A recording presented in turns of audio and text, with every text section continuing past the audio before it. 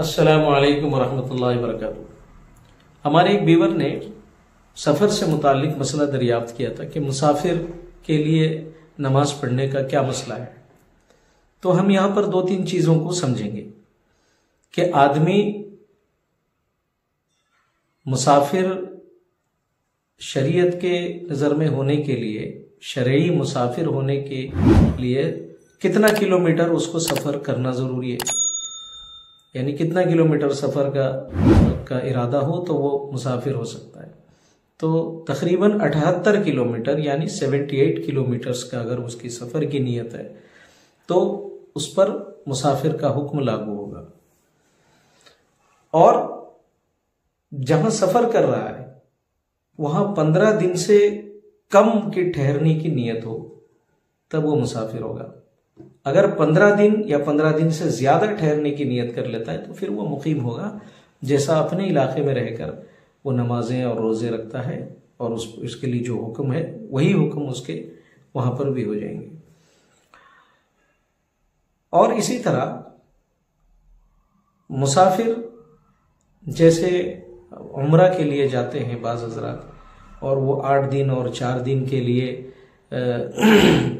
سفر کرتے ہیں، جن کے پاس وقت کی تنگی ہوتی ہے، تو وہ بھی مسافر کے حکم میں ہوں گے، وہ بھی مسافر مانے جائیں گے۔ تو مسافر کے لیے فرض نماز پڑھنے کا کیا مسئلہ ہے؟ ان کے لیے مسئلہ یہ ہے کہ وہ 4 رکعت والی نماز کو 2 رکعت پڑھیں گے، اور سنت جتنی بھی ہے یعنی فرض سے پہلے اور بعد کی سنتیں وہ مسافر سے معاف ہیں۔ مسافر اگر نہ بھی پڑھے تو اس میں کوئی اس کو گناہ نہیں ہوگا۔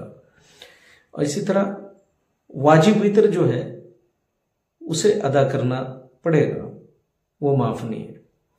نیز اگر رمضان ہے اور روزہ بھی اگر وہ چھوڑنا چاہتا ہے، اس کے لیے سہولتیں مہیا وہاں نہیں ہیں جہاں پر وہ ٹھہرا ہے، تو پھر ایسے حالت میں وہ روزہ بھی چھوڑ سکتا ہے، بعد میں اس کی وہ قضا کر لے۔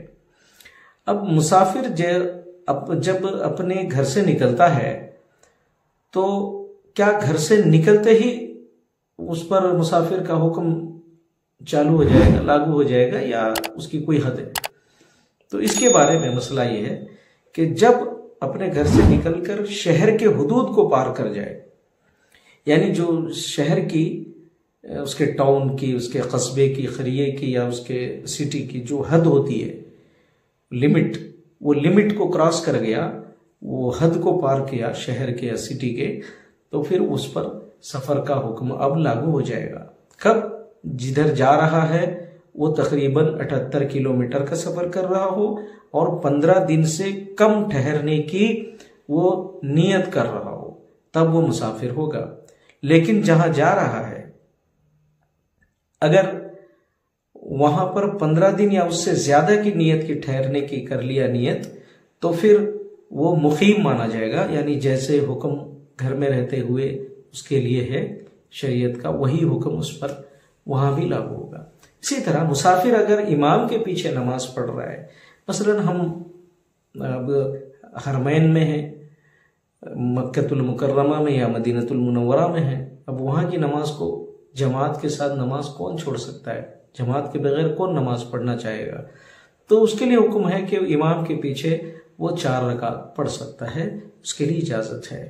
لیکن جب تنہا پڑھے اگر کسی نماز کو، فرض نماز کو، تو 4 والی نماز کو 2 ادا کرے گا۔ اور مغرب اور فجر اس میں تو واضح ہے، یعنی مغرب کی 3 ہی رکعت ادا کرنی ہے اسے، اور فجر میں تو 2 ہے ہی۔ تو یہ مسئلہ شرعی مسئلہ ہے۔ امید ہے کہ میری بات ہمارے ان بیور کو اور بہت سارے ناظرین جو بھی دیکھ رہے ہیں ان کو سمجھ میں آ گئی ہوگی۔ اللہ ہمیں عمل کی توفیق نصیب فرمائے۔